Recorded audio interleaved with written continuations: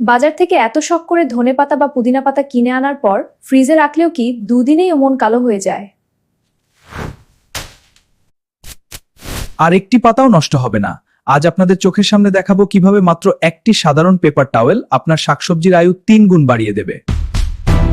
ধনেপাতা ভালো করে ধুয়ে জল শুকিয়ে নেওয়ার পর 100টি হালকা ভেজা পেপার টাওয়েলে এভাবে মুড়িয়ে জিপলক ব্যাগে ভরে ফ্রিজে রাখুন।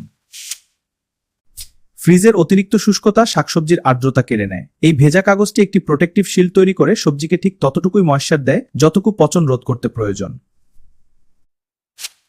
এবার নিজেই দেখুন প্রমাণ। 14 দিন পরেও পাতাগুলো থাকবে একদম তাজা, কড়কড়ে আর সুগন্ধি, ঠিক আজই বাজার থেকে কিনে আনার মতো। সংসারের অপচয় কমাতে এই অসাধারণ কিচেন হ্যাকটি আজই ট্রাই করুন। আর প্রতিদিন এমন সব ধামাকা ও বৈজ্ঞানিক ট্রিক্স দেখতে এখনই সাবস্ক্রাইব করুন।